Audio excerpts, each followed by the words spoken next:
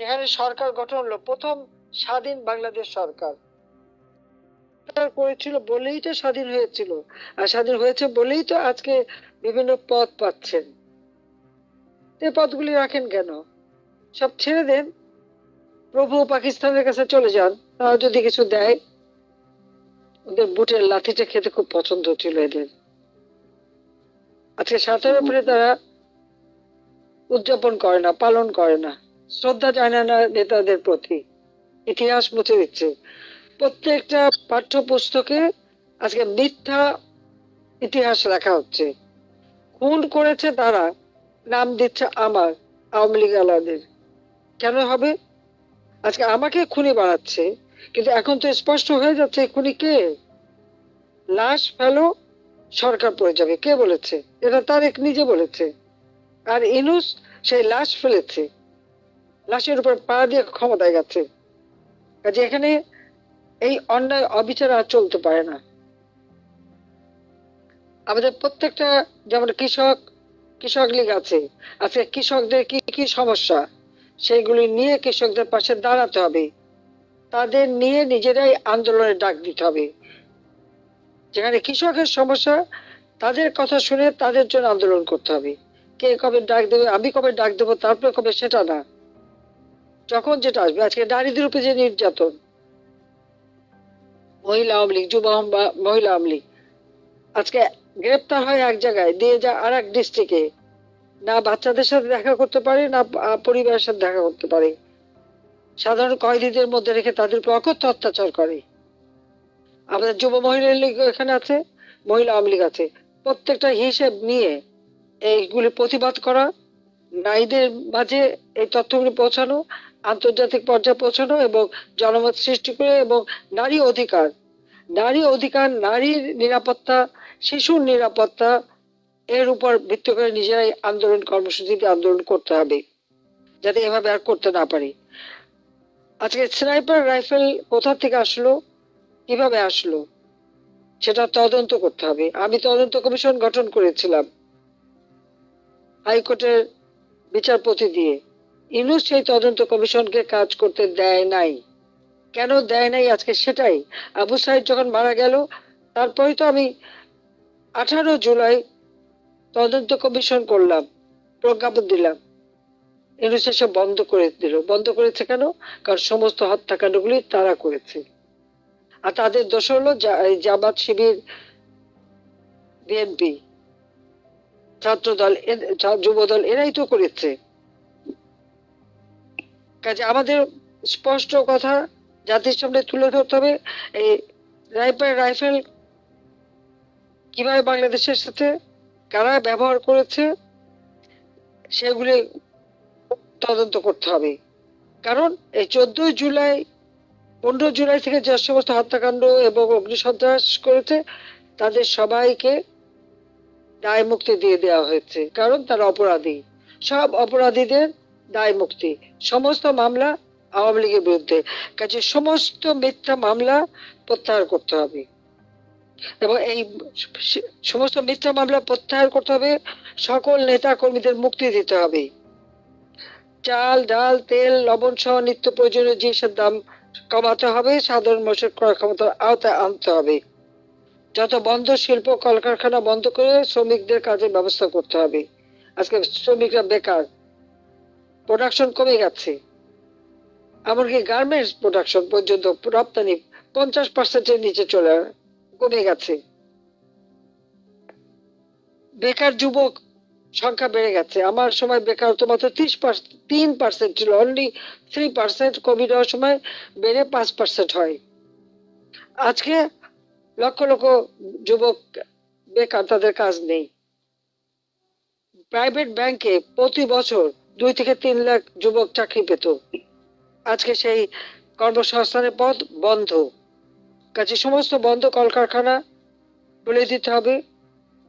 ব্যাংকের অরিজিনাল মালিক যারা করেছিল তাদের হাতে দিয়ে ব্যাংকগুলি আবার চালু করাতে হবে। সার, বীজ সহ কৃষি পণ্য কৃষক যাতে সহজলভ্য হয় তার ব্যবস্থা করতে হবে। আমি 2 কোটি 62 লাখ কৃষকরে আমি কৃষি কার্ড দিয়েছিলাম।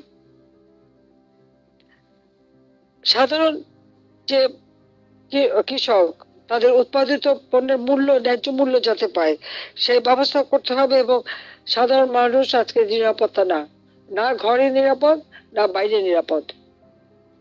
প্রত্যেক মানুষের জীবনে নিরাপত্তা দিতে হবে এবং নারীদের উপরে নির্যাতন বন্ধ করতে হবে, নারীদের অধিকার ফিরিয়ে দিতে হবে। নারীরা যে অধিকার আমি দিয়েছিলাম সেই অধিকার কেড়ে নেওয়া হয়েছে, কাজে সেই নারী অধিকার আবার নিশ্চিত করতে হবে। সরকারি, সামরিক, পুলিশ, বিভিন্ন জায়গায় যাদের চাকরি খেয়েছে প্রত্যেকের চাকরিতে পুনর্বহাল করতে হবে। কারণ তাদের অপরাধটা কি?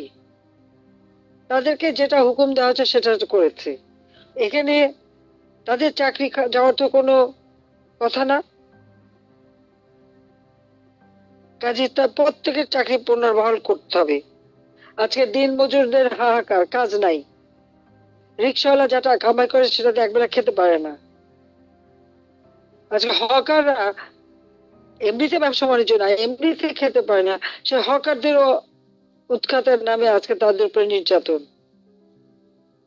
কেন তাদেরকে এখন উৎখাত করবে? যখন অর্থনৈতিক অবস্থা এত খারাপ, যখন তারা জীবন চালাতে পারে না, ওই হকারগিরি তার কিছু টাকা পায়, নিজের পরিবারকে খাবার দেয়, আজকে তাদেরকে উৎখাত কিসের জন্য? বিউটিফিকেশন। হ্যাঁ, ওই যারা মেকআপ নিয়ে চলে তাদের বিউটিফিকেশন বেশি দরকার হয়, কিন্তু এদের তো পেটে ভাত নাই, সেটা তো বিবেচনা করতে হবে। কাজে আমাদের এই বিষয়গুলি তুলে ধরে জনগণের পাশে দাঁড়াতে হবে এবং জনগণকে সঙ্গে নিয়ে আমাদের এগিয়ে যেতে হবে। আজকে আমরা স্বাধীনতার সুফল বাংলাদেশের মানুষের ঘরে ঘরে পৌঁছে দিয়েছিলাম, আজকে তা ধ্বংস করে দেওয়া হয়েছে, সম্পূর্ণ শেষ। একটা দেশকে ধ্বংসের কিনারে দাঁড় করে দিয়েছে খুনিরা। কাজে এদের হাত থেকে গণতন্ত্র উদ্ধার করা, জনগণের অধিকার প্রতিষ্ঠা করা, নারী ক্ষমতা নিশ্চিত করা এবং দেশের মানুষের এমনকি মসজিদ, মাজার শরীফ না হলে প্রায় 2-3 হাজার মাজার ভেঙে ফেলেছে। কবরের থেকে লাশ তুলে পিটিয়ে আগুন দিয়ে পুড়িয়ে মারে। একজন বাউল গান গেল কেন, তাকে হত্যা করে।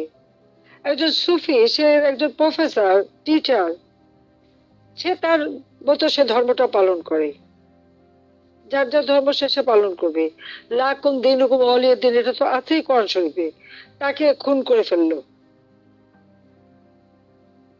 মানে সব থেকে সস্তা হয়ে গেছে মানুষের জীবন, আর সব থেকে কাজের দক্ষতা মানুষ খুন করা। কারণ ক্ষমতায় বসতে এক খুনি আর বাটপার।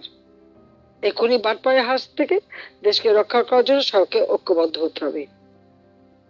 এবং যে যেখানে আছে, আমি তো বলছি এখন দুঃসময় কেউ ঘরে থাকতে পারে না, হয় আমাদের নেতাকর্মী তো সবই তো জেলে আর নয়তো বাইরে। যে যখন নেমেছে তখন তাকে গ্রেপ্তার করেছে। আমি যাকেই বলছি আপনি নামেন, অমনি সাথে সাথে গ্রেপ্তার। এখন অনেকে বলে এই কমিটি করে দেন, ওই কমিটি করে দেন, সেল করে দেন, অমুক। আমাদের তো করা আছে, কিন্তু আমি যদি ঘটা করে বলি, কালকেই তো তার বাড়ি ঘর, আত্মীয় স্বজন, এমনকি শ্বশুর বাড়ি তাও তো রাখে না, সবই জ্বালিয়ে দেয়। সেটা প্রোটেকশন কে দেবে? সবাইকে বাস্তবতা মেনে চলতে হবে। দেশ তো বিক্রি হয়ে গেছে, কিন্তু পেলোটা কি? মানুষ কি পেলো? ইউনুস পেয়ে গেছে, সে পেয়ে চলে গেছে, যেন এখনো বসে আছে এবং ইউনুস সেন্টারে বসে এখনো যত রকম অপপ্রচার চালানো সেটা চালিয়ে যাচ্ছে। সেখানকারও ঠিকানা রাখতে হবে সবার।